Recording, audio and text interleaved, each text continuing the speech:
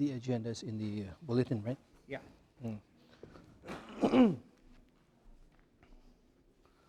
You should have a bulletin with you because the agenda is in that bulletin. And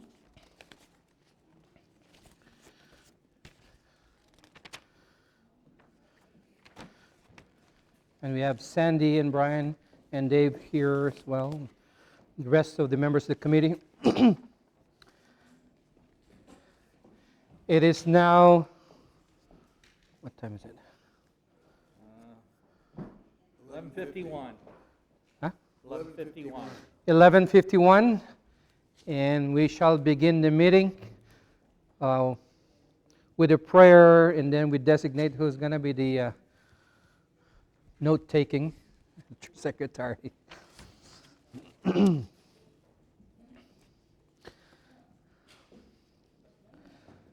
The Lord be with you. And also with you. Let us pray. Almighty and ever-living God, source of all wisdom and understanding, be present with those who take counsel for the renewal and mission of your church. Teach us in all things to seek first your honor and glory. Guide us to perceive what is right, and grant us both the courage to pursue it and the grace to accomplish it through Jesus Christ our Lord. Amen. I'll turn the chair to the senior warden, and who will be telling us about the agenda and then setting up who's the secretary. Yeah, the agenda should be pretty self-explanatory. That's in your bulletin. The only change is, Linda, we might need that land contract thing. Okay, great. Okay, so we'll. Okay, good. I just want to be sure. I wasn't sure. As you can see, we're always kind of at the last minute, kind of getting things together. But you'll hear from our vicar, Reverend Leonard Oakes. You'll hear from myself as senior warden. We have the junior warden, and then there are a variety of reports. A really big report with 3 parts from the finance committee. So I really appreciate everybody being here from that, and then a variety of other things. So we'll end. The last thing will be nomination of BC members going forward, or member. I don't know if we have more than one nomination. And also a reminder for those of you who are speaking without the speaker lapel, you will have to come here and do your report so it can be recorded. Yeah, and then we also have people online that can hear that. Last year, as Linda reminded me, last year they were at home because I think they were ill and they couldn't hear very much. So we're trying to make it so people online can also hear. Yes, anyone who speaks into the mic. Well, they can't hear you. Is what they're saying. I have a lavalier on. Oh. It's not working? No. Rudy? Well, that may be going into his machine. Is the lavalier working? Just for this, it's recording is not in the room. Okay, so if you can't hear me, I've just got to talk louder, which I can do. Just holler. Okay. All right. At the Who's taking minutes or notes? So we need somebody who will agree to take notes. Do I have any volunteers?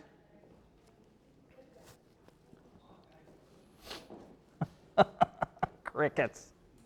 Crickets. Yes, Sandy. If we're recording, do you need to take notes? It probably would be a good idea, but It's okay. I guess if we can always take them from the recording afterwards. guitar. All right, thank you, Rudy. Thank you. Now, before we begin, at the Friday of the convention, there was Evensong, I believe, And there was a prayer that was read, or was it a prayer? It's a land acknowledgement. And it has been requested that we read this as well in our meeting. So maybe I could do it here. It says land acknowledgement, land, slavery, and immigration acknowledgement.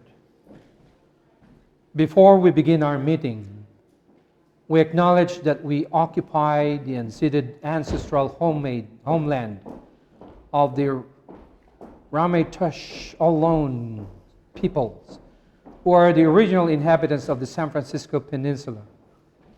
We honor the Ramaytush Ohlone peoples for their enduring commitment to Mother Earth as the indigenous protectors of this land and in accordance with their traditions.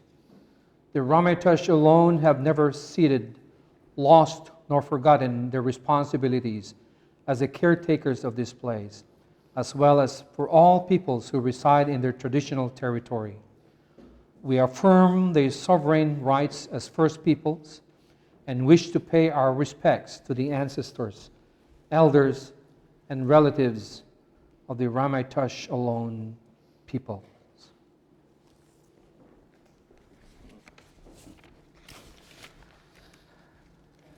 Thank you, Leonard. Thank you. And now, as the vicar's report,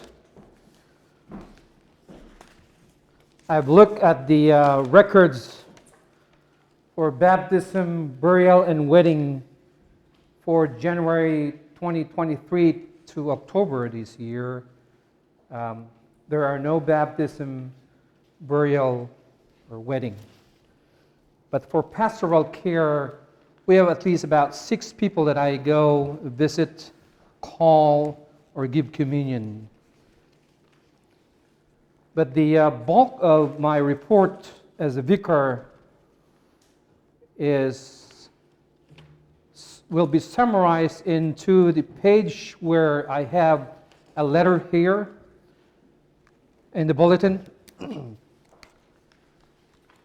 that was sent to you on October 23. It's here after the financial report. It's here. It says, "Greetings of love from brothers and sisters, friends, our Lord Jesus Christ.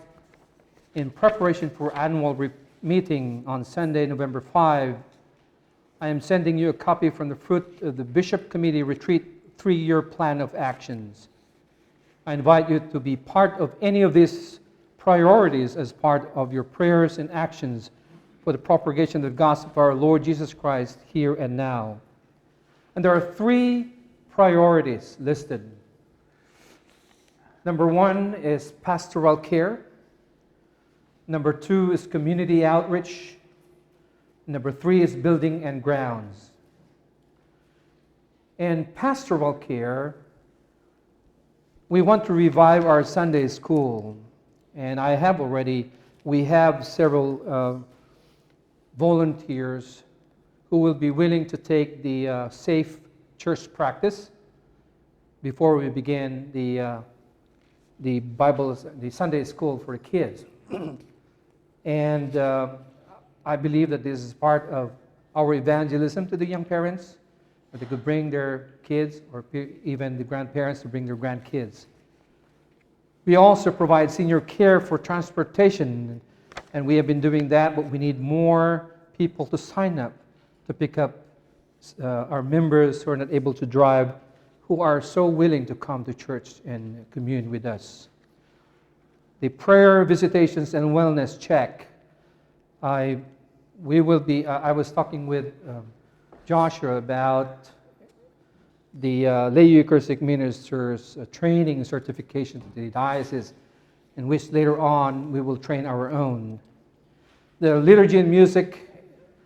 Thankful to our musicians here, Ruby, and, Douglas, and all the others who come and join us. We plan that every last Sunday of the month is a contemporary kind of music, and the rest will be the traditional music that we have. The acolytes and lectors training, I have asked several of you to be part of the acolyte training and lectors. I think we need to complete our entourage from the cross-bearer to the acolytes, the thurifer, the crucifer, and all the other every Sunday that we have. We recognize our members and contributors in sustaining their support for the propagation of the gospel of Christ in this church. I really mean to do that. I think it's very important for us to recognize those who've been giving us pledge and many other ways to sustain our church. And we should be doing that at a certain point in the year. The second is the community outreach, creating a welcoming committee for visitors and organizations. I think it's very important for us when people come and they're at a loss and their first time, or they haven't been coming for many years and they feel like they're just on the side. We need people who are trained to welcome this. And then all of us will interact with that person if appropriate. Reviving our newsletter and publications as a vehicle for evangelism. I'd like to thank Deborah and Margot and others who are doing the newsletter. I'm trying to improve myself to submit my articles ahead of time so they can be sent ahead of time. The coffee hours sign up for after-service fellowship. A lot of us just leave the church after the service. I think it's from time to time, it would be good for us to just sit down and mingle with others. And mingling meaning that not only the same people that you're sitting, but rather we try to mingle with those who we haven't sat for some time. Reaching out to other church organizations for collaboration and dialogue. That's one thing that I am beginning to do. I think we have several ecumenical groups who have reached out to me as well as the senior warden. Renew our commitment to the deanery and diocesan presence. I know that St. Edmunds are very, very active in the past in the diocesan gatherings and deanery. We'll try to do that as well in the future gatherings. And the third and lastly is the building and grounds. As you saw, the memorial gardens, that could be more beautiful if we improve that area. However it is that you envision that, if that is a place for serenity and memorial for your loved ones, let's make that a beautiful place to be. Environmental care and restoration.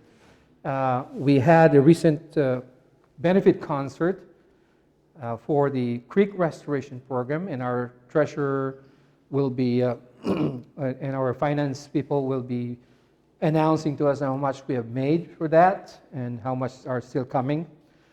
But also you've seen the paints coming off, peeling off the side of the church, as well as this one here. Well, thanks be to God, there's no more leak coming in, but it's something that we can plan for 3 years maybe, that by the end of 3 years we have all this restored into a more beautiful look for people to see. And lastly is the weekly watering plans and maintenance. Thanks to the junior warden who have been assigning people to do this, but we need people to sign up, especially in summer, but just to make sure that the plants are not withered. So I believe that these three priorities will get us to at least where we want to be, and it is a 3-year goal, and all of us are part of this. I don't mean that it's only for the members of the committee, but each one of us has a hand to do for this. So, and I thank you for your support for every endeavor that we have in this church. I think that is my report as the vicar. Thank you. And if you have any question, ask the senior warden. Okay. Thank you. So I think everybody can hear me, and Rudy, if I because I got the lavalier, I think I'm okay just from here. Okay. So I wanted to just mention first about gratitude, And gratitude, I think, is something that's very important.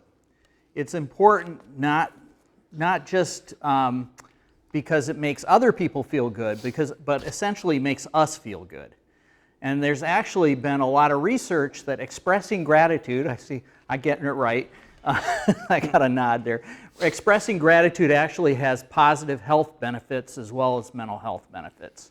So that's what I started doing with, and I started to make a list of things that I was grateful for related to St. Edmunds. And so that's where I'm coming from, and it relates to some of the stuff we heard about today, because I'd say we've got a lot of modern day saints among us here.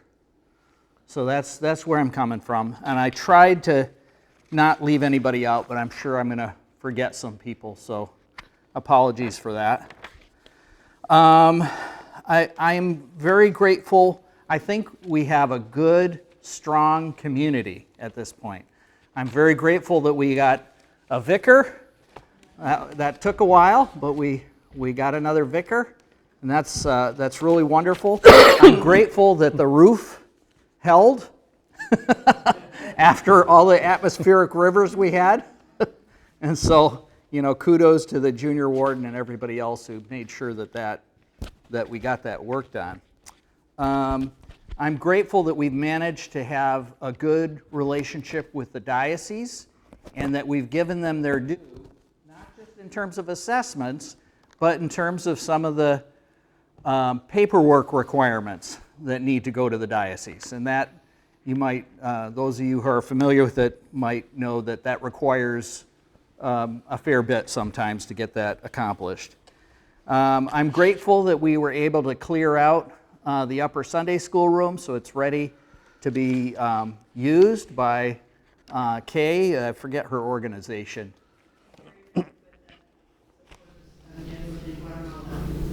What's the name of it again? Terry Tibet it's the name of the first Native American saint. Okay. All right. Kinteri Kittiquitha? Okay. All right. I'll have to get you the spelling on that later. Let's see. I'm grateful that we've managed to continue ties with outside organizations like the one just mentioned and some of the other ones. And I'm grateful for Sandy's efforts over the year to keep the lights on. For sure. Making sure the bill is paid is very important.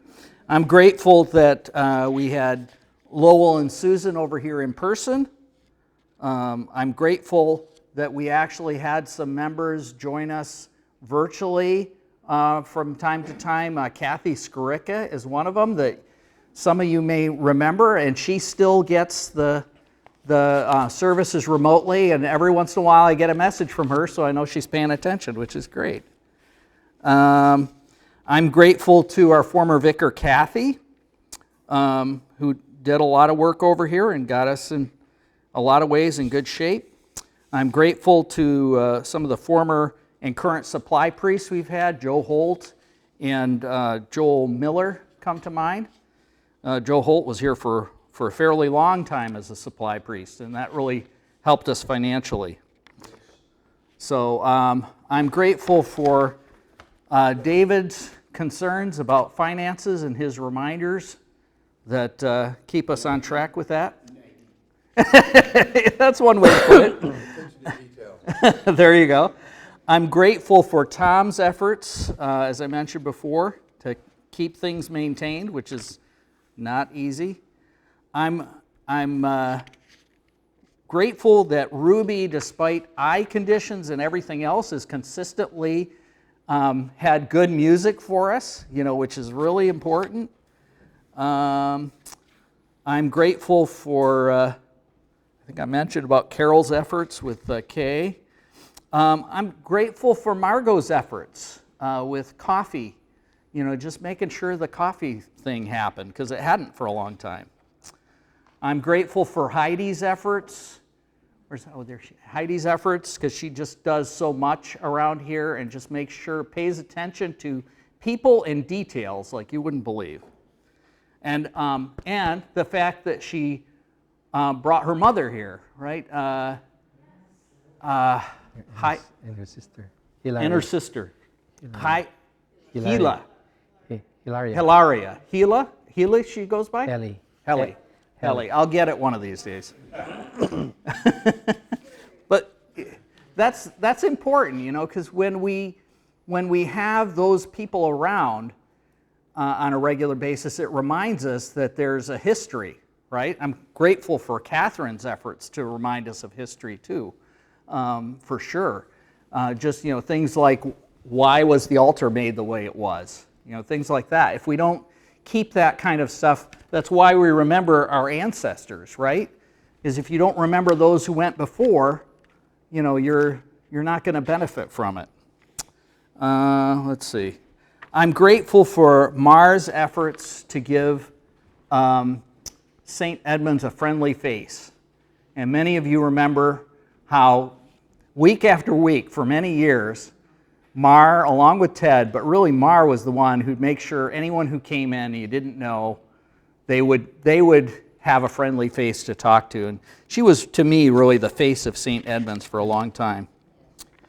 I'm grateful for Renee's efforts, and we found out in the last year or so how much she did, for sure, because we had to try and fill in Renee's shoes as best we could corporately. We couldn't all do it, a bunch of us. There's 5 of us doing the job that Renee did by herself, and we're all struggling with the one job that we got.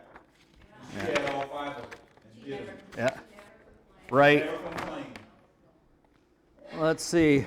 I'm grateful for Janet's efforts to keep the calendar going. That's not always easy either, or making sure we're on track with that. After I'm messing it. What's that? After I mess it up. Well, it's a group project. I'm grateful for Doug's laugh. That's something that I thought about. Just because he's got a great laugh, and you know, he doesn't try to hide it.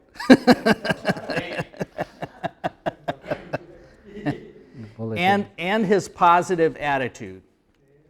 What was it? We were talking about something related to some kind of bureaucratic snafu in the church or something, and Doug just said, you know, I don't worry about that. I just keep my focus on what we need to do and what needs to happen. I mean, I'm trying to learn from that. It's tough for me. I pay attention to all that stuff. Let's see. I think I'm grateful to. I told you I had to stop writing. Grateful to Brian for setting up a spreadsheet. You can see some of the results of that. Grateful for Josh's new perspective that he brought to us, as he just, you know, he has a positive attitude as well, and just really appreciate, you know, somebody coming in with some fresh eyes. You know, I really appreciate that. So we have what I would say is an embarrassment of riches. So I just would urge everybody to remember why we're here and keep going at it. Well, the one person you missed was your wife. Oh! Yes. I Yes. suggest you do something about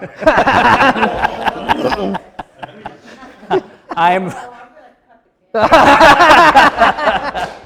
I'm very grateful to my wife and to Rudy. Yes. And I think I've expressed this for Rudy before, but you know, you don't see what I see about Rudy's attention to detail around all that.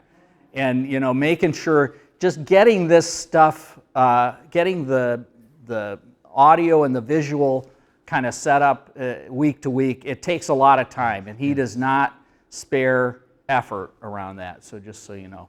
And of course, Georgia has so many things that she's capable of and able to do.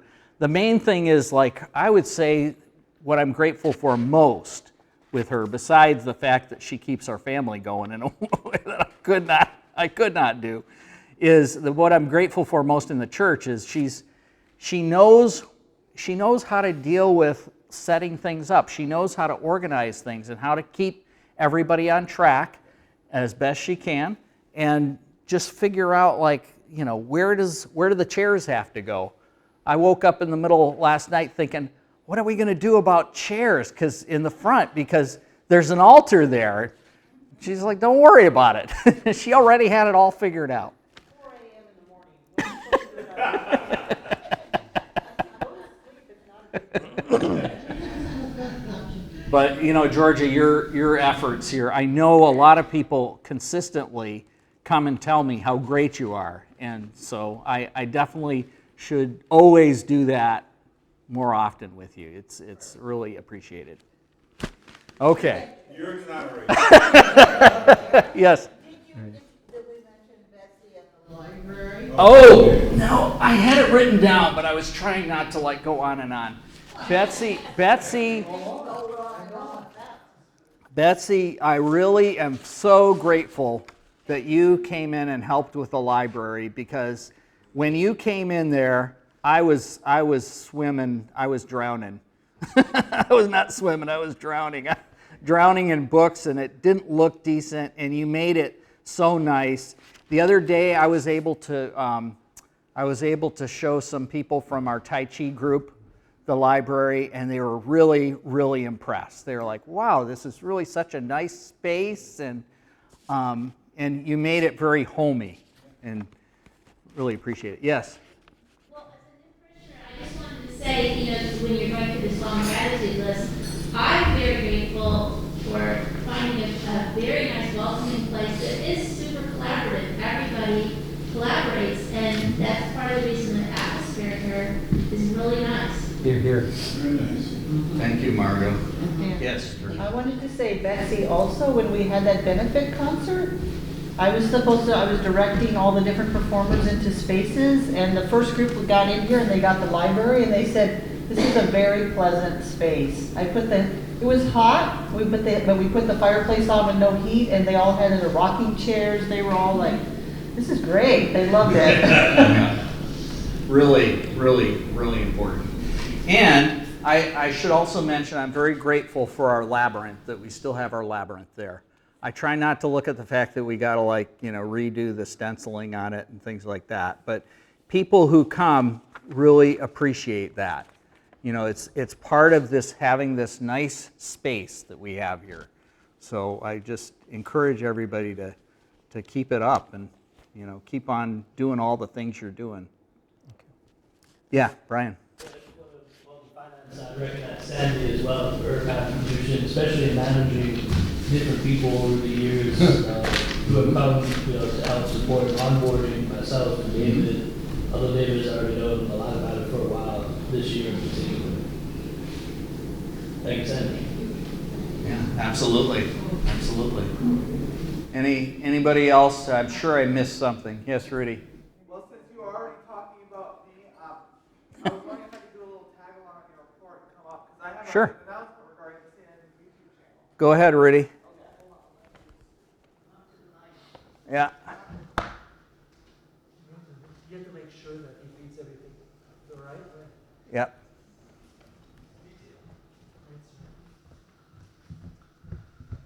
So recently, I was looking at the YouTube studio, YouTube analytics for the St. Edmunds YouTube channel, and I was informed by notification that from the start of the St. Edmunds YouTube channel in March 2020, we have reached 10,000 views on all the videos. And we're still getting like 30 to 50 views of videos, so people are watching this. And I've had people who had medical issues or were out of town and were able to tune into the church service even though they weren't there in person. So I just wanted to share that all with you. All right. Okay, I think we're up to the junior warden report. First, does everybody have the 3 pieces of paper in addition to the bulletin this morning? Yes, no? There's more than...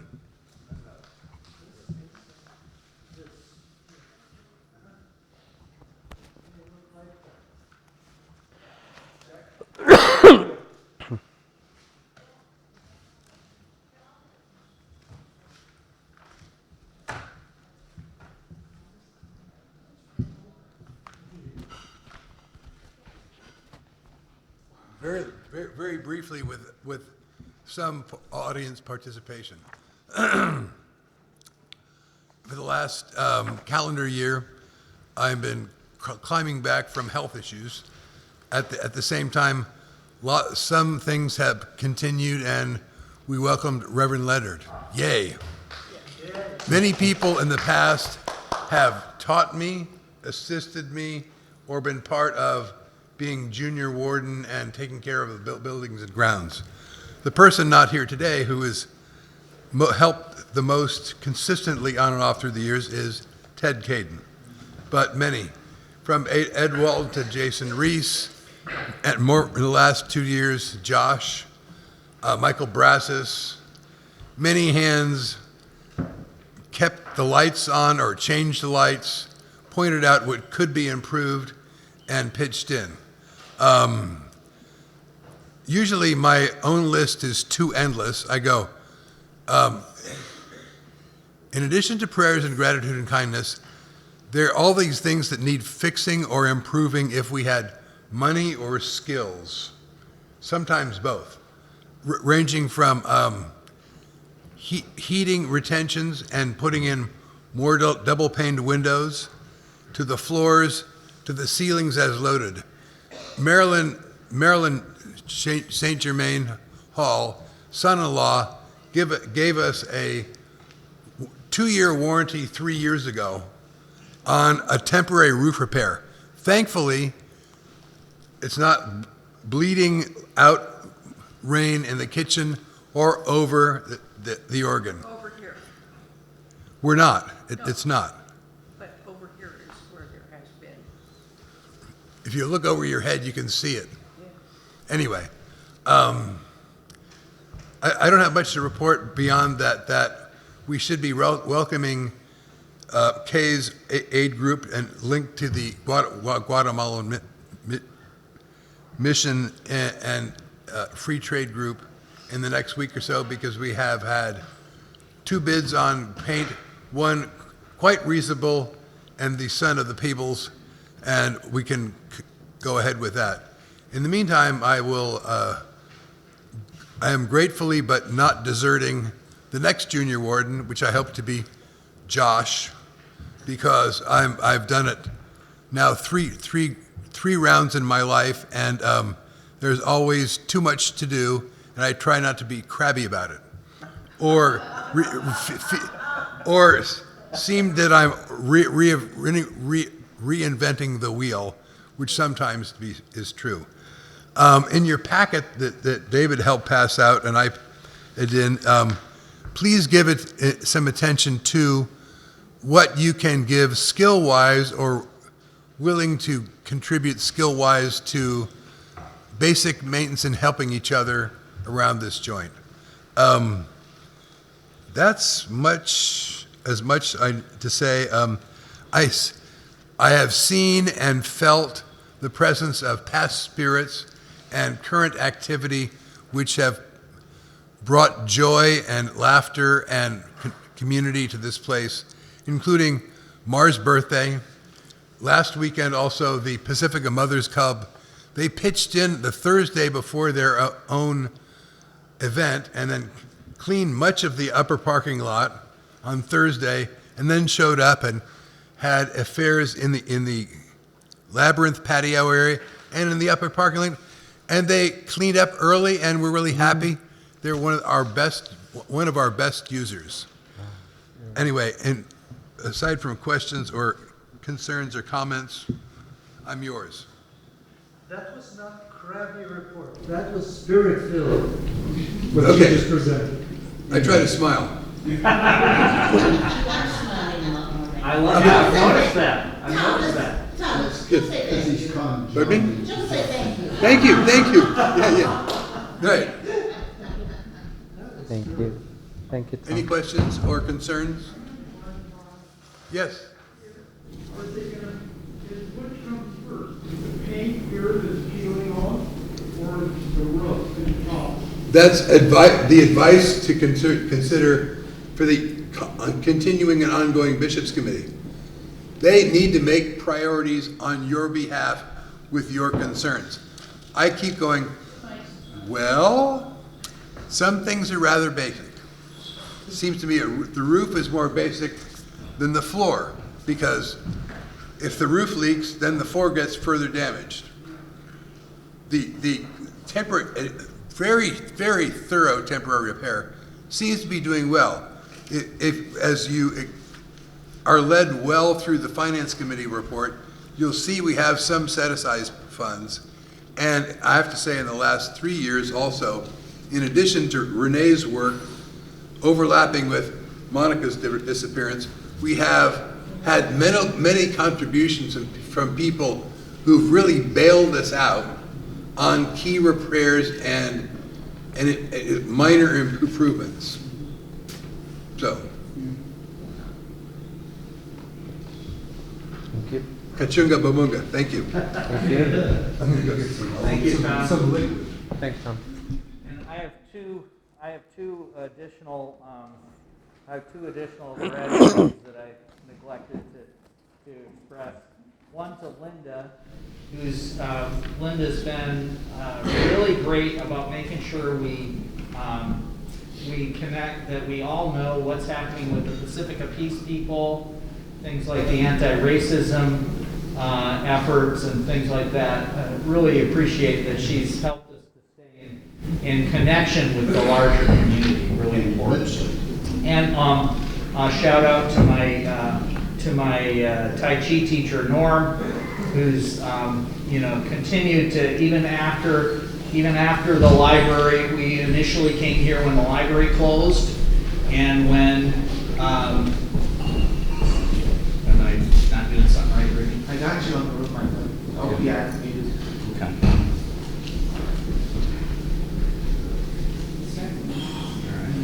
You know, Do you want me to just take it off? you can go, stand that, Okay. that, I'll switch out the back. So when the Tai Chi group stopped being able to meet at the library, then we came over here. I suggested it, and they have enjoyed the space so much that they keep coming back for it. Even though the library's open now, they want to be able to come over here because they like this space so much. Okay. Yeah. Okay. Yeah. Okay, Josh, you're up. And I remember speaking to the microphone from a block away from the one that might be the audio. You get visible. So I've got here the readers report. Well, as you know, I have a list of people who are readers here. I'll let you know who those are. Come closer. Hold on, where'd I put it?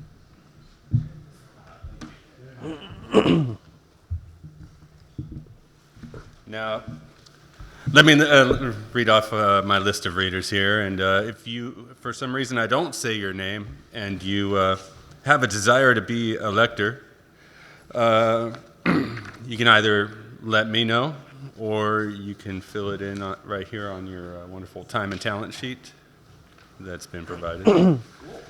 There's a space for lectors. Also, LEMS, Lake Eucharistic Ministers. We're going to be going over some training for future certification, Leonard and I, and Janet. And so if you'd like to be a part of that, please let us know. Currently I have readers Linda, Deborah, Janet, Catherine, John Murphy, Betsy, Alexi, Tom, Douglas, Joan, a new reader here, and myself. Like I said, if you would like to be a reader and I didn't call your name, please let me know. Last few weeks I've been kind of going it out at piecemeal, but ideally I'd like to get the reader list done about a month in advance.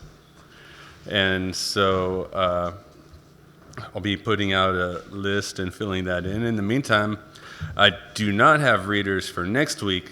Is there anybody who'd like to volunteer? Deborah, I got you. And Deborah and Janet, there you go.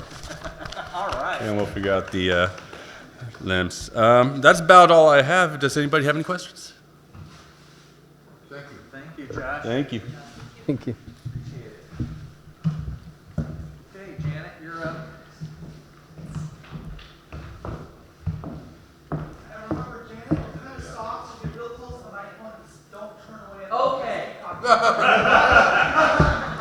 She has a good voice anyway.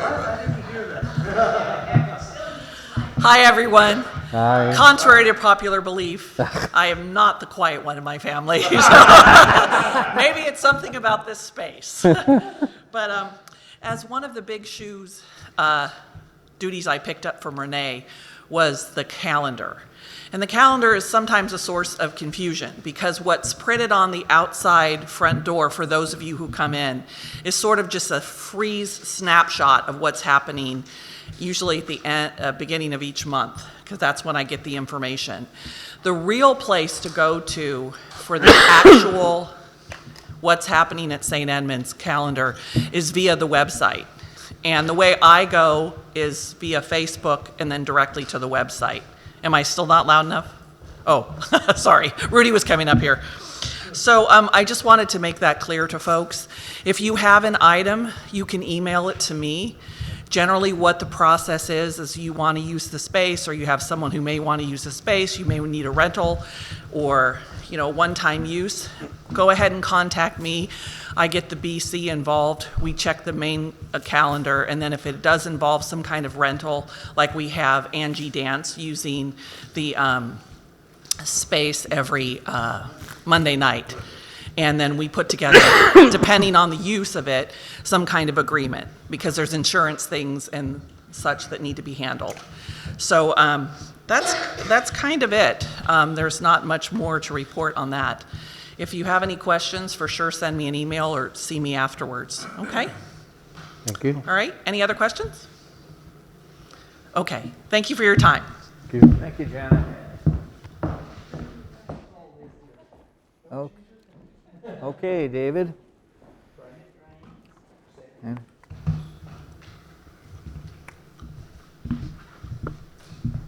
A powerful team. yes.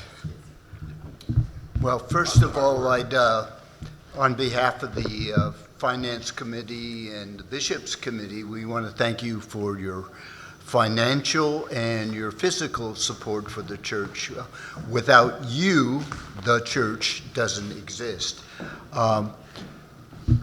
We have taken over Renee's job, and I didn't have any idea how much work she spent, but with her leaving, there was a huge gap.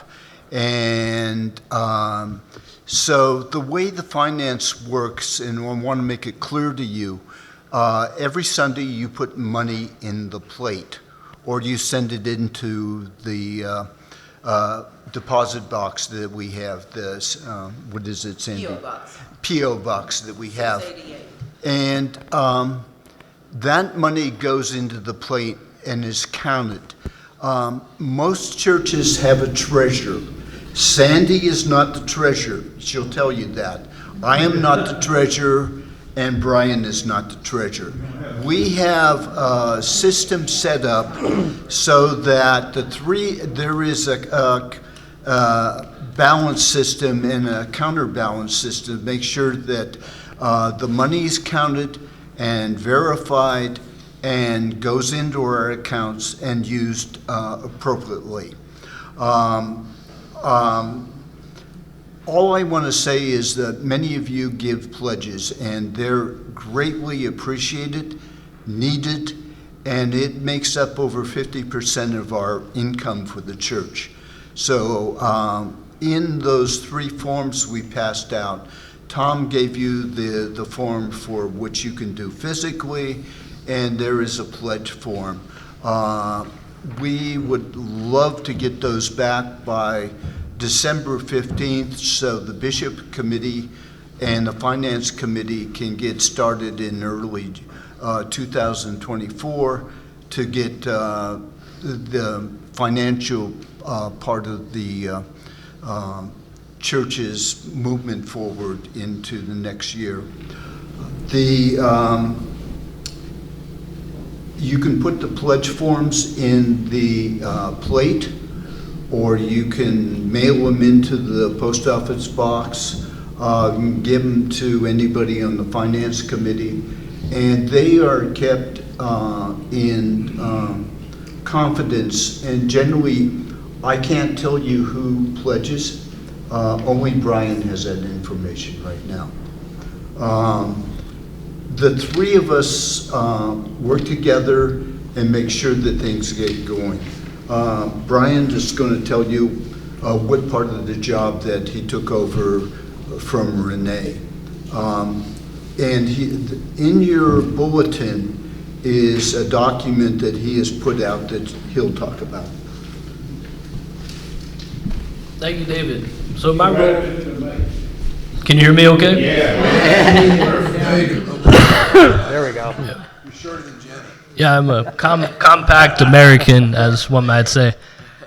But yeah, my role is particularly that of an accountant with St. Edmunds. On the revenue side or the income side for pledges, donations that come in, David will track that, and Sandy is tracking the cost. So I get the information from both sides and then just consolidate it into something that's hopefully clear, concise, that shows where we're at, particularly from a flow standpoint. What money has come in, what money has gone out, and also track the categorizations of what are we spending the money on, and then what is the source of the income coming into St. Edmunds. And, at a very high level, I can tell you that most of it is pledges, and then a close second would be donations, either from folks who could be a little bit newer to St. Edmunds, who just started to give a little bit, which we very much appreciate, or even visitors potentially coming in. And one of the things I'll highlight as part of this segment of mine is that once we have pledges, we can better forecast what we're going to have coming in next year and maybe even in the following years. We can get some sort of growth rate.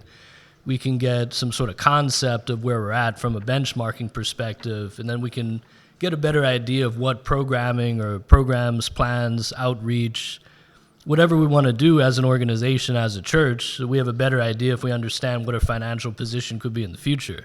So that's where pledges really come in. So I'm tracking these pledges as well, along with the expenses and income coming in. Ideally, we're going to incorporate the outcomes of this meeting into some sort of future 3-year forecast.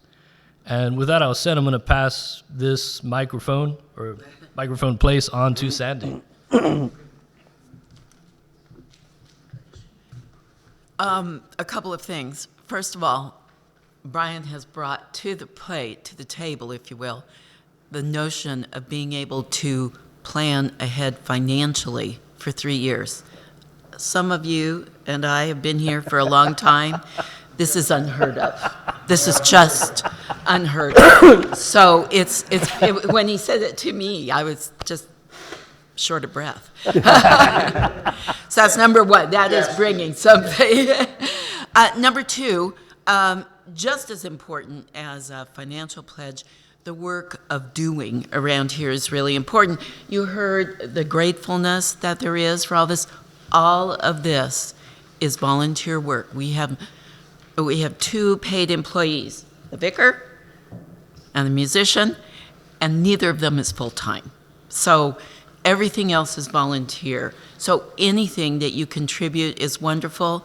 The list that is on the sheet is not exhaustive. If you have something that you see can be done, hey, raise your hand. One of my jobs here was to talk about the designated funds. It's there in the report, but I do want to let you know that we had that wonderful concert to raise money to fix the creek, and we already have over $4,000 toward the creek, but another check last week for $3,000. So wow. We're doing very well on that, and I'm just going to say we gave up this year the notion of working at the Fog Fest. That usually brought us in somewhere between $1,500 to $2,000. So this was a terrific concert. Good idea. An additional 500 from LA. What? Additional 500 from LA. LA. Los Angeles, friends. Oh. There we go. Well, I don't know what it's going to cost for the creek, but that's a good amount. Well, we're almost there. But that's Almost. that's for the shrubbery and trimming, not necessarily drainage issues. We can't hear any of that. Okay, I'm trying. In any case, knowing how much we're aiming for is a good thing. And, same thing for the roof. People are putting in bits and pieces here and there, and that's lovely. So now shifting on to kind of the larger picture of the fact that we are a committee rather than a treasurer. The diocese and also every other kind of organization looks at volunteers in the money part of any organization as being somewhat suspect. So the fact that we have 3 people doing the job means that we have to put in extra safeguards in place. Brian did a nice job of outlining income and so forth. I also want to say that we've gotten high marks for that on audits. Yes, we do get audited by the diocese, and we do have to pay for it, just so you know. But because we've kept these activities separate, we have really gotten high marks for being responsible and taking care of things. I don't think I had anything else to say. Any questions? I have a question. Yes.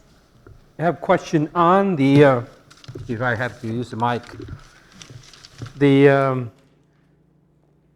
checking account cash uncommitted seem to be so high, 8,799, and these are the loose plates, and they are not committed into the pledging program, I believe. If we could encourage all these people who have been using this to use the pledging, they can be added to the pledge program. But also, in comparison with the cash and the pledge, is there such a comparison that we can see here, how much amount we have from the pledging from January to October versus the account cash? Just stepping up to speaking to the microphone, yep, we do have a breakdown of how much has come from pledges versus more sort of loose donations, if you will, and how much has come from other programs such as building usage, for example. So happy to provide that after this meeting. A very good 2-page breakdown. Thank you. Pretty good, Brian. Anything else? Catherine. I would like the Bishops' Committee to consider buying a new coffee machine. Oh, we're working on it. So it's not, and I will make an extra donation to assist that. Hopefully it's not more than $7,000 or $8,000. Catherine is asking that the Bishop Committee get a new coffee machine. Would you like me to answer that question for her? Yeah, go ahead. It's in the works. Just don't try to strip him down, right? Okay, Catherine, and for everybody else, I will have the new coffee machine in a couple of weeks. I'm buying it, and once I buy it, I will let all of you know how much I paid for it, and then you can chip in whatever you want to help defray the cost of that I paid for it. But I'm thinking of paying something like $700 for this thing. All right? Tell them what kind. Tell them what kind it is. It's a bun. Well, maybe it's a bun. With the water. Okay. This is the modern version of what we have in here now, except that the one that I'm getting actually plugs into the watering system, and you don't have to pour water into it. You push a button, and the water automatically comes out of the tap into the machine and makes the coffee. No more pouring water into the top and running around with little things, okay? Modern, every day. Yeah. I've got a plumber do it. Well, no, because Josh and somebody has said they know how to do it. Well, no. Disagreements among the leading. We'll get it done. We'll figure it out. We'll get it done. Thank you for using the mic. Better than using the tap. So I said I would give you this after the service, but I'll just give it to you now. So looking at our income, which up to September Coming in, yeah, the end of September was about almost $44,000 of income coming in. Pledges made up about $22,000 of that, so about half of it, as I said before, and about $16,000 was from plate donations that weren't necessarily tied or designated as pledges of any kind. And also want to make the distinction that designated funds versus uncommitted funds can be donations or they can be pledges. Pledges simply you're making a commitment in advance to provide that as an active member of St. Edmunds in a very explicit way. Of course, you can be an active member and do a donation. But once again, pledges are helpful for planning and thinking ahead what's more likely to be a recurring donation would be one way to frame it. So that's the information there. And if there's any additional questions, I'm happy to answer them. Thank you. The last thing I would want to say is that in the last number of years, starting about 2017-18, the church brings in about $60,000 a year. That's what we were doing. One of the pandemic years, we brought in $45,000. We are coming back to where we were pre-pandemic. A number of years ago, the amount of money the church brought in was closer to $100,000. We're nowhere near that, but I think we're on solid financial ground at this point. Tom's letter to certain people earlier this year brought in a lot of money, and that helped. And Leonard's installation brought in a lot of money in. So we've again, all I can say is the people who pledge and the people who give generously really make a big difference in our survival. Thank you, thank you, thank you.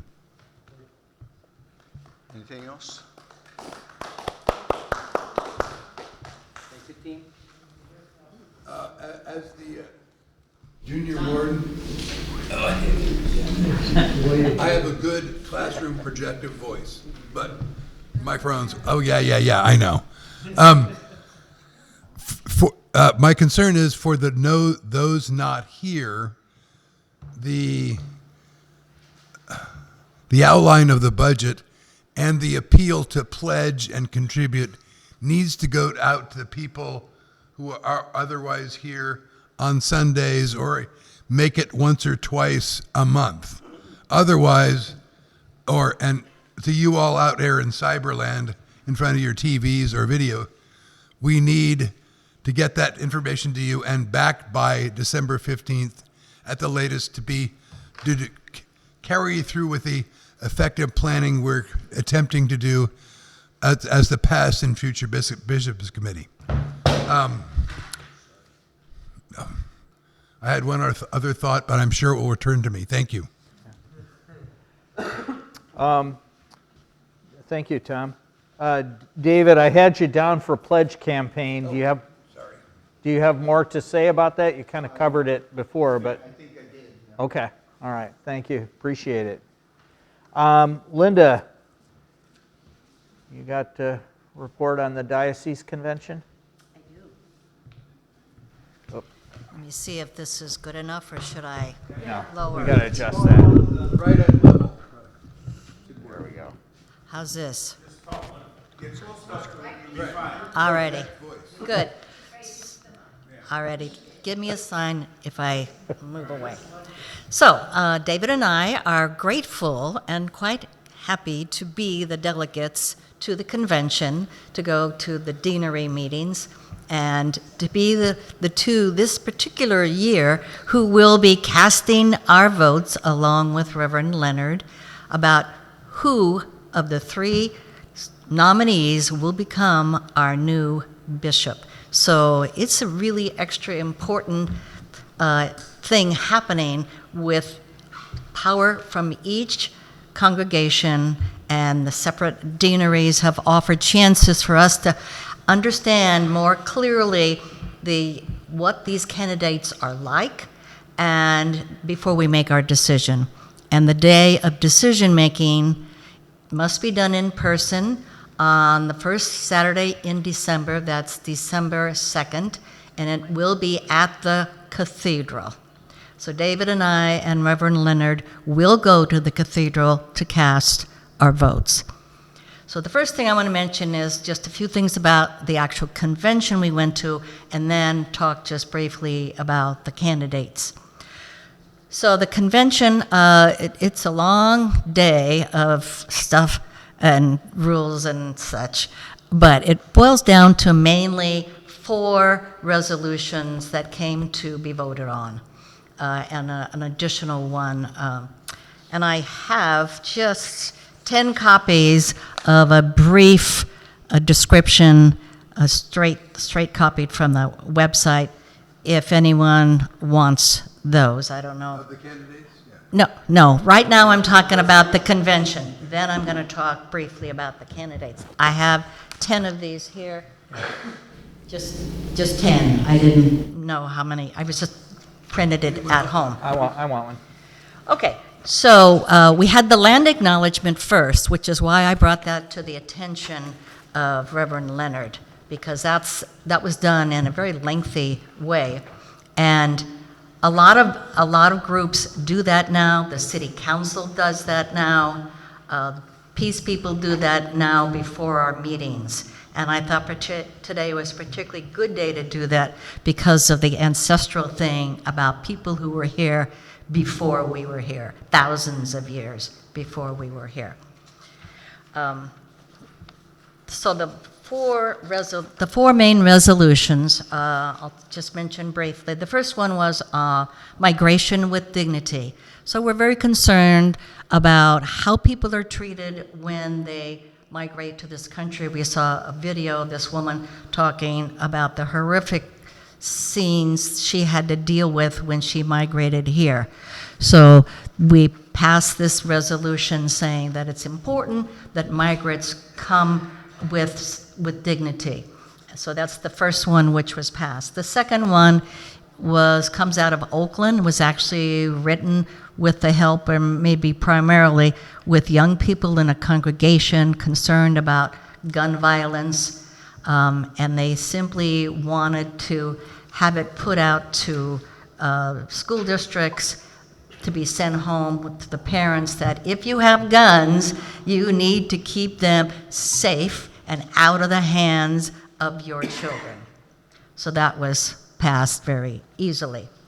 The third one was themes for the 81st General Convention, and there was a long list of themes, and we have to decide what we're going to focus on, and we decided fairly quickly to focus on vitality, church vitality, supporting innovative ideas for the church in changing times, dealing with pulling in more young people and more diverse congregations. The fourth one, and I honestly had not heard of this man, Howard W. Thurman, and adding him to our church, our overall church calendar. But this was promoted by Reverend Eric Matoya, and he was really pushing very hard for this. And this guy Thurman had done a lot for the civil rights movement. He was really an important part of the movement. He took a 6-month odyssey with African Americans to India, met Mahatma Gandhi, and he's written this book, which I'm going to look up and see if I can find a copy of that. It's called Jesus and the Disinherited. I have one. Oh, good. All right, Resolution 5 was access to prison ministries, and apparently we work with some other religious group doing that, and there was an issue with people who do the ministering at the prisons were supposed to agree to more conservative ideas about the kind of person who can do that. Primarily, anyone who is gay, bisexual, or trans was really not allowed to go into the prisons and minister there. So this group was pretty upset about that, who brought this motion, and we all agreed that we don't want that to happen. And then the one that I guess I didn't get it on this one, but the additional one, it was Resolution B, requiring that delegates get anti-racism training. And that got a lot of, I was seen as controversial because it's hard enough for some groups, some churches to even get delegates, and then to require that they take a 6-hour training in 1-hour segments. Also, there is an alternative, it's called Sunset. I have that down, Sunset something. It's more interactive. So some churches said, no, this would just make it too hard. But ultimately, we voted to accept that. So if you re-elect David and me to be delegates, or anybody else down the line, they will have to do that training. Okay, any questions? Is it online training? The 6-hour thing is online training. I don't know too much more about this other Sunrise interactive training. I think that's a little more personal. I have to look into that. Okay, any questions on the convention? Also, I think you have a question behind you.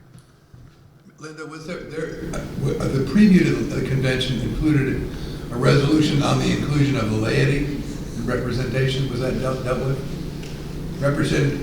More representation of the laity, perhaps in regard to general convention? Was that dealt with? I'm not. Diversity?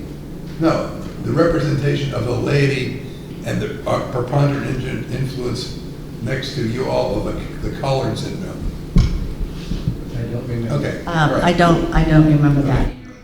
Here. Oh, okay. It was having the laity. There was something related to inclusion of more laity in with the clergy in terms of general convention. Yes, from support from this diocese to the general convention. Yeah. So does that mean, like, in addition to the delegates, others in the congregation? There was a proposal. My voice and brain are not functioning well.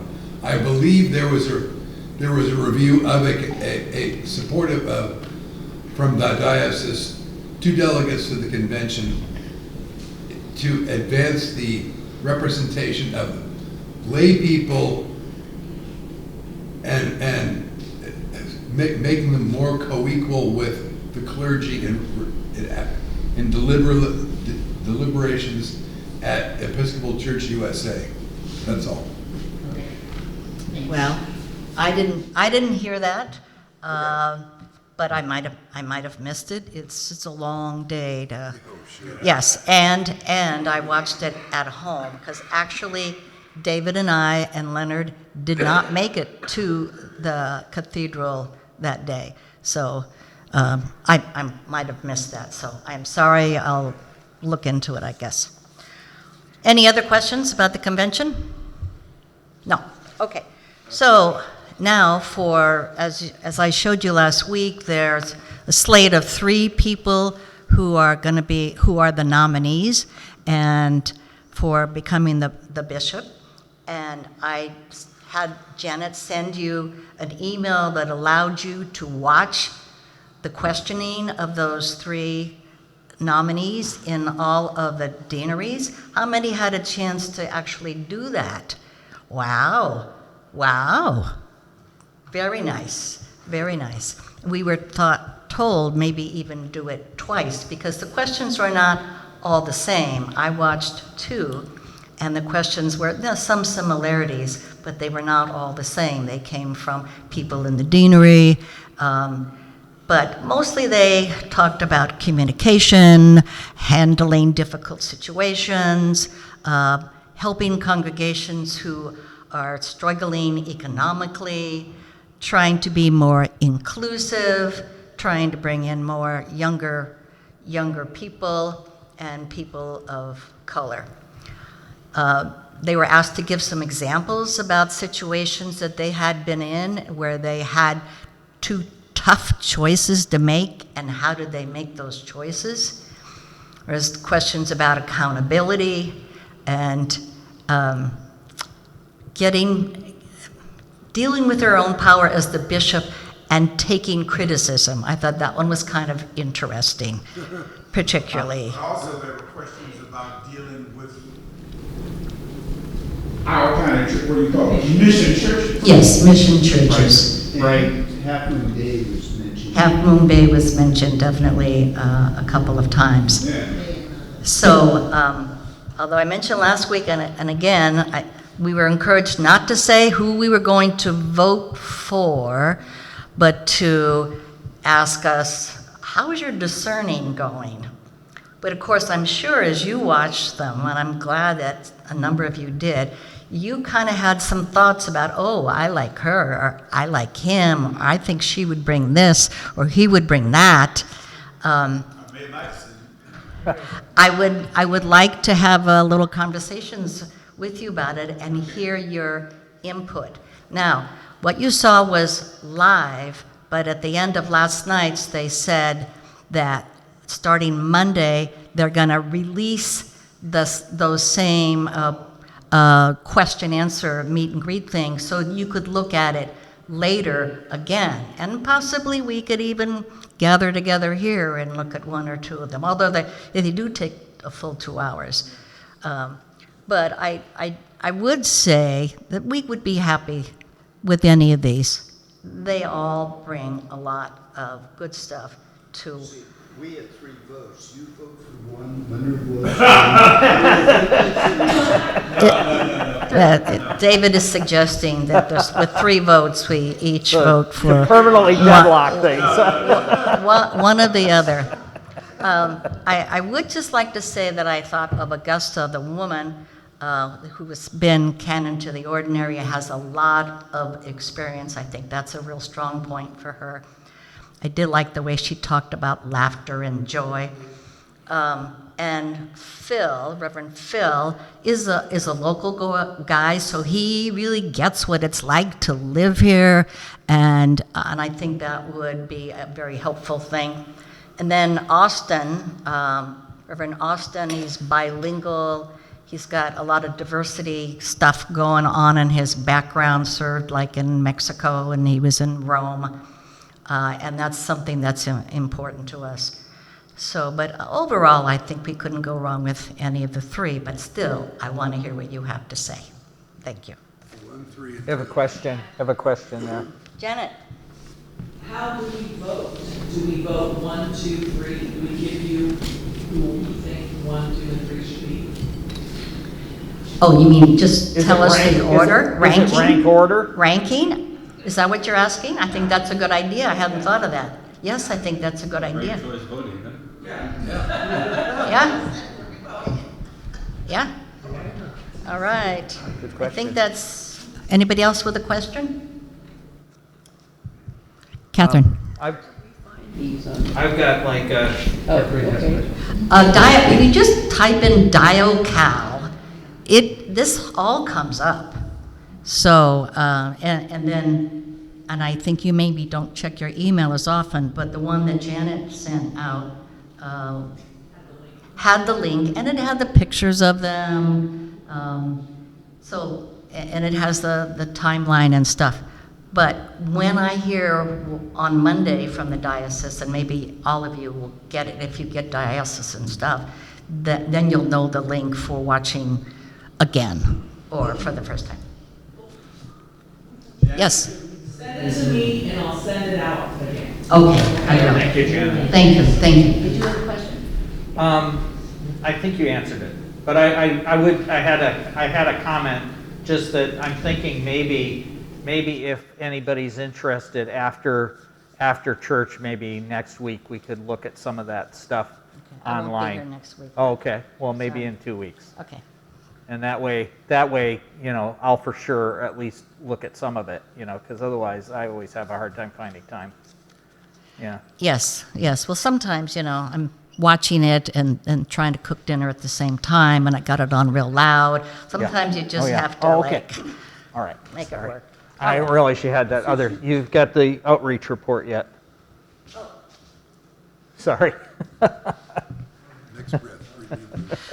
Well, in terms of outreach, I think we're doing a lot of outreach, mainly set up by Reverend Leonard. We did have a anti-racism thing that I told you about and was so proud that you attended. And so we get known as people who are, for whom social justice is important. And we get the Tai Chi people who come and say, hey, this place is great, and they want to be here.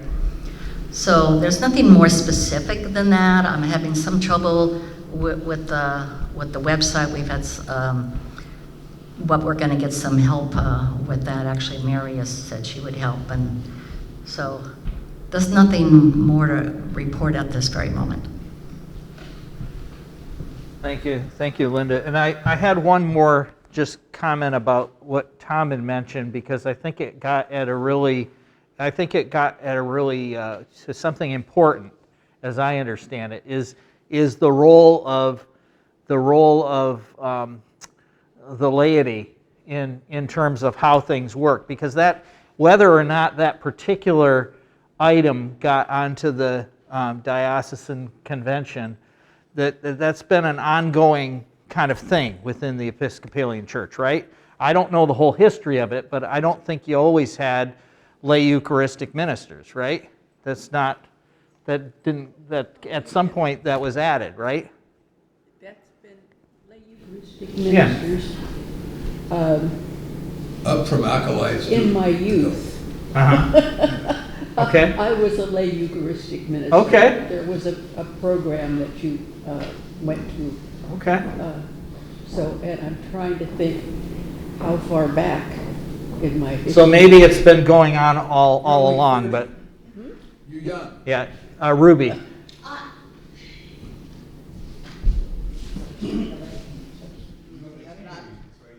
That's why I'm coming, baby.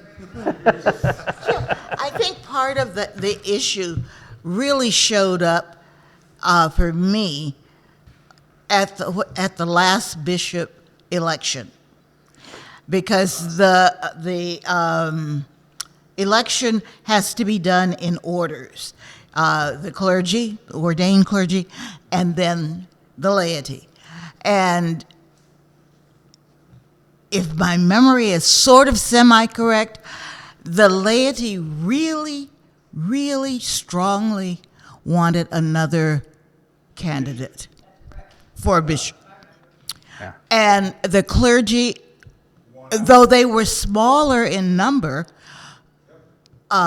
overrode the laity. And so I think that it's an ongoing issue as who has ownership. And power. Yeah, right. Power.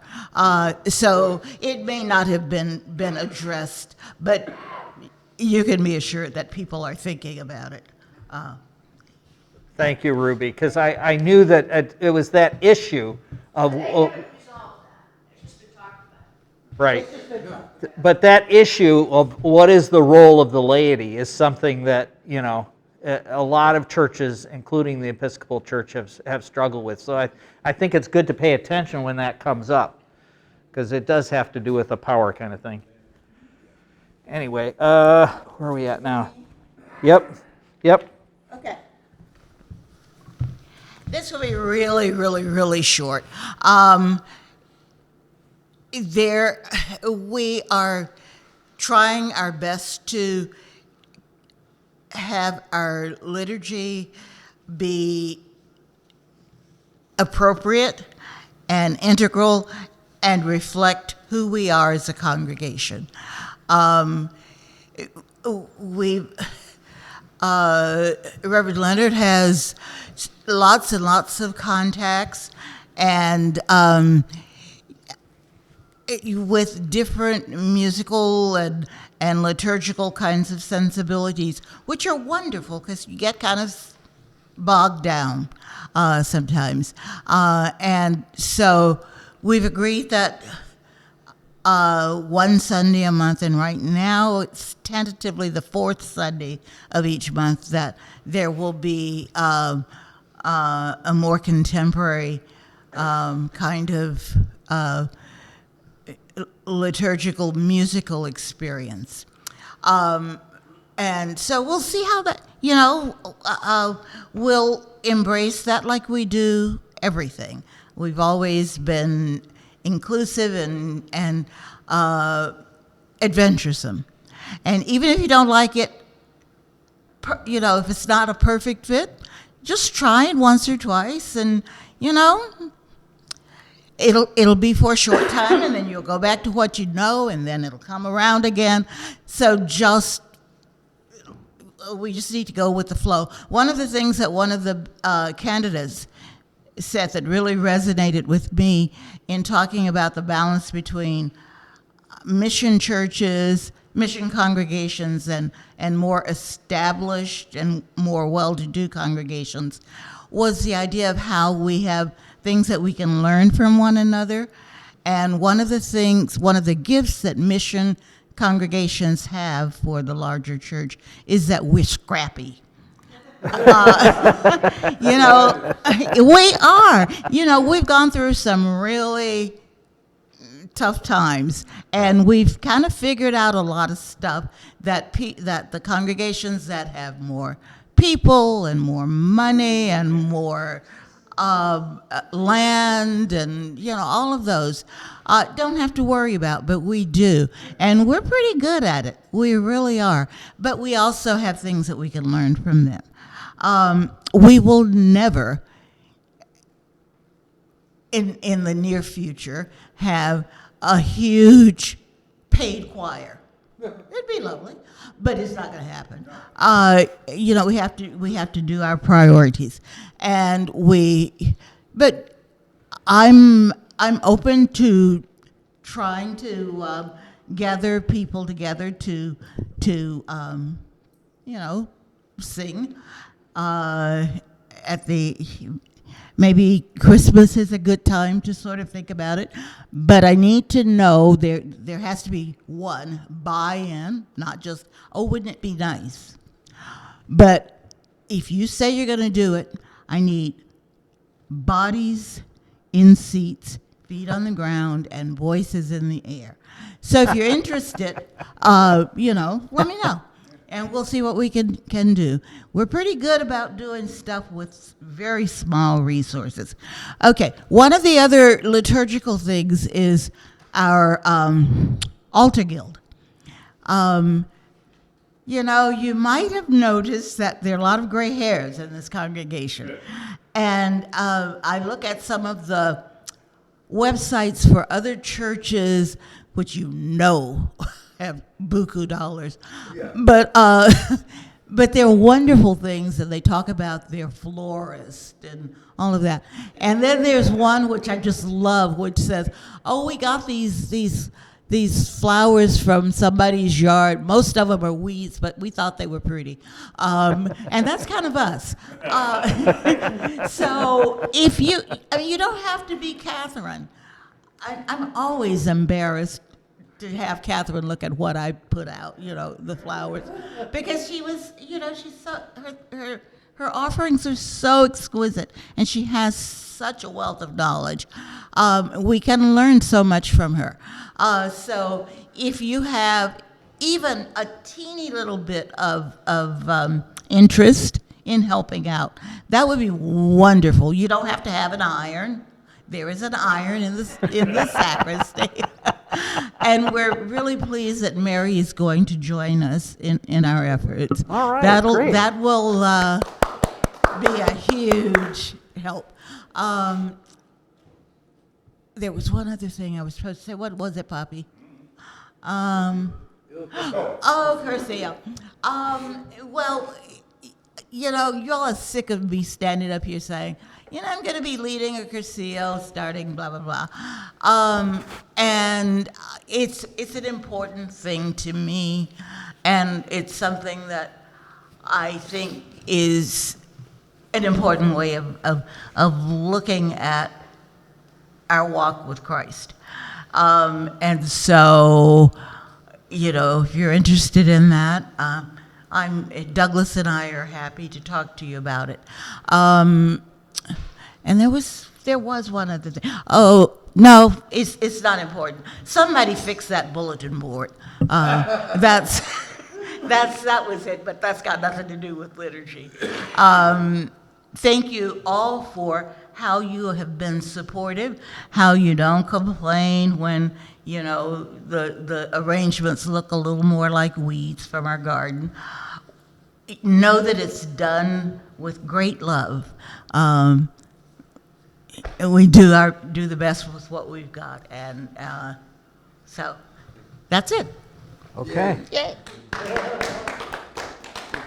If I may just add, November 17th is the Cursilio, and Ruby won't be here. That will be the band will be assisting me with the music. So this is the contemporary kind of music we're going to be singing on the 17th. Yeah. Is that the men's cursillo? Yes. No, the women's cursillo. Women's The men's cursillo. cursillo has already happened. Okay. So Ruby won't be here. I just want to throw something in. Ruby was talking about Leonard wanting to have the contemporary service, which I think is kind of cool myself. But for those of you who are old members of St. Edmunds, you guys don't remember that. But when I came to St. Edmunds, they had a group that was called the Mass Hysterics. And they were a great group of little musicians. I mean, they sounded like crap, to tell you the truth. But, yes, they did. But they played and they had fun. And when we sang with joy and glee, and nobody judged them. It was an awful lot of fun. But they had one Sunday a month, and it was their Sunday. And they would set up back there in the back, and they would lead the whole service. And it was a trip. And Carol was in it, playing flute.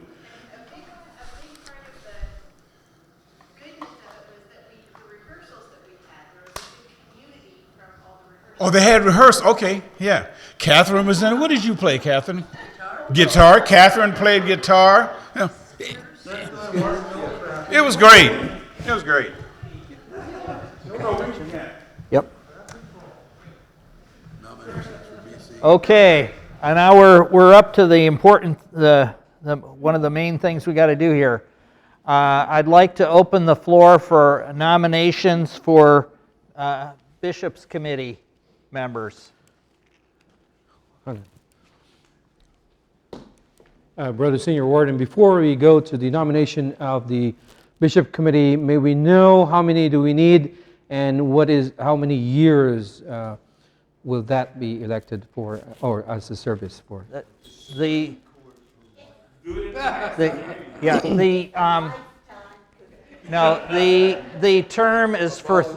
term is for 3 years, and ideally you have 9 people on the Bishops' Committee, and they rotate through one every year.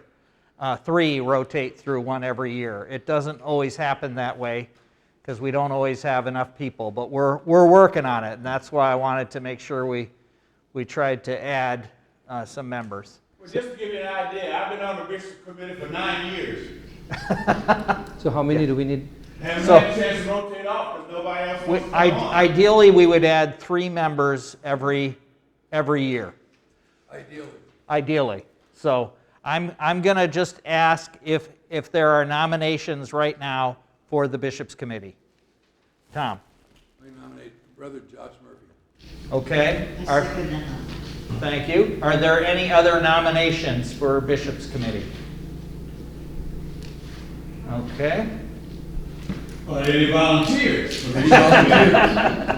Well, the other thing to remind people about is we have people like Brian, who is not on the Bishops' Committee, but has done a lot of work that really helps the Bishops' Committee out. So and Sandy as well, Carol, a lot of people have done things that help the bishops. So if you don't want to stand for Bishops' Committee, being a complete member, just keep in mind we can always use your help. And we need that because Well, we lost Renee, who is one of our mainstays, right? And everything else. Okay, so there's a nomination. It's been seconded. All in favor? Aye. Aye. All opposed? Welcome to the bishop. All abstain? Thank you. The term begins in. The term begins January, right? Right. January of 2024. First meeting in January.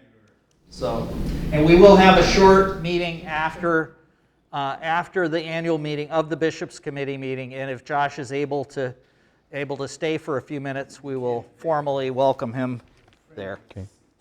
All right. I think we're up to, yes. Do we need to be re-elected or confirm that we can still be delegates? No. Why not? What does Supreme? Let's have an affirmation of their role. Okay, all right. I move the affirmation of the people's role as continuing deanery and diocesan convention delegates as necessary. Okay. With lots of goodwill and gratitude and appreciation. Is there a second? Okay, motion's been made and seconded. All in favor? Aye. Thank you.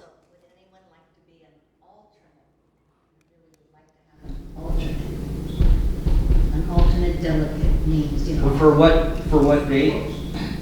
Well, just in case. Just in case. But what's the date? December 2nd. Right? December 2nd? Oh, for the bishop process. No, she just wants to No, I have just an don't alternate in place Right. all the time, Oh, just in yeah. case. Don't we have one? We've had an alternate in the past. Yes, we always had an alternate. So are there any volunteers who agree to be an alternate for David and Linda in the case they? One of us is. Yeah, in case they're out. I'm not. We will have a chance to revisit this again, Linda. Yeah, and I would say, you know, that if there's something that comes up unforeseen, you know, I'll always help you or find somebody to help you in that regard. Okay. Okay. Anything else before we close the meeting? Is that just done? That's traditionally done internally, but he's it, and I have affirmed that I'm leading the Bishop Committee, and I will not desert him, but I will not be on in 2024.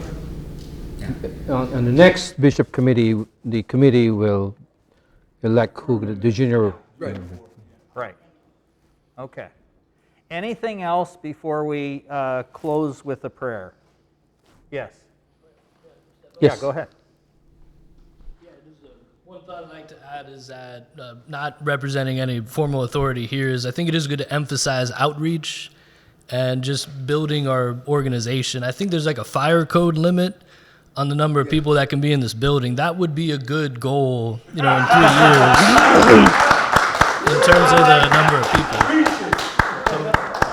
In 3 years, ideally, or before then, we wouldn't have to be as scrappy. We would almost be a little bit institutional in nature, given the number of people and resources that we would have. So really focusing on people, I think, getting more people, reaching more people would be a good true north for organization. I'll end it there. Thank you. Thank you. Thank you. Well done.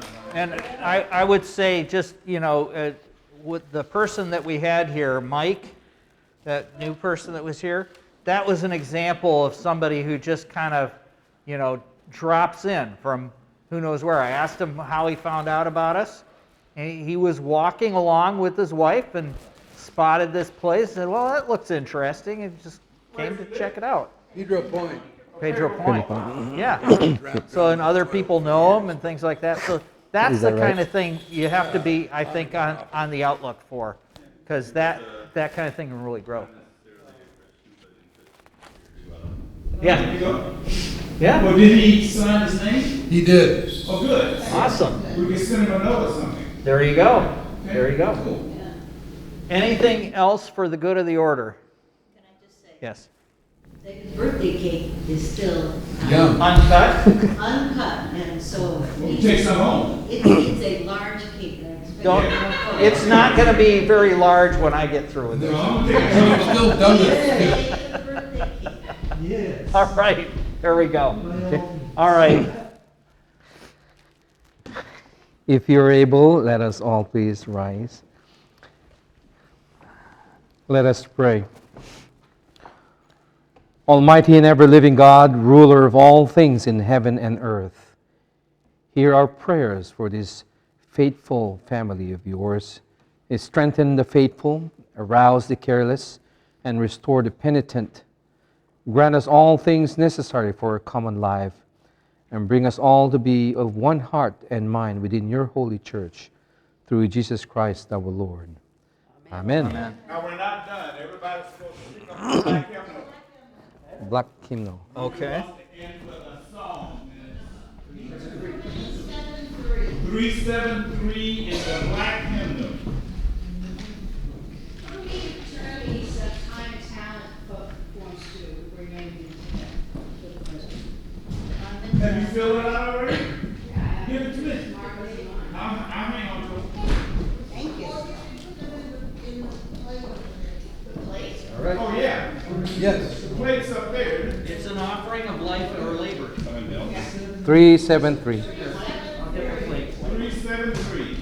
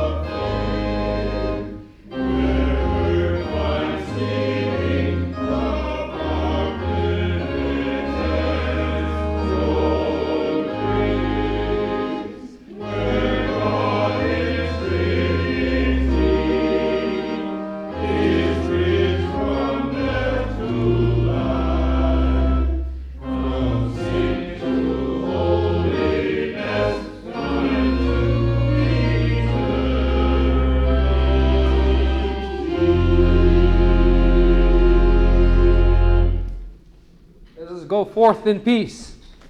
Thanks be to God. Thanks be to God. Amen.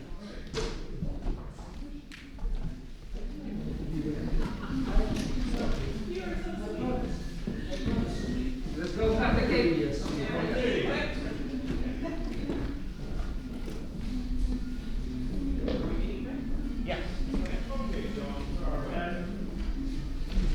I think we can do this standing up.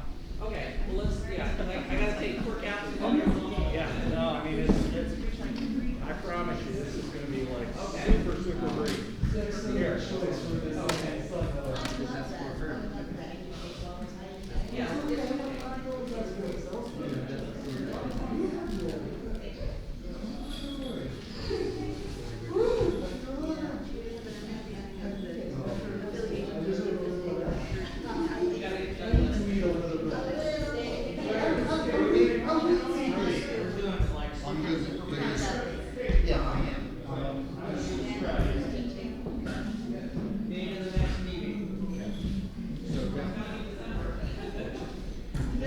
Well,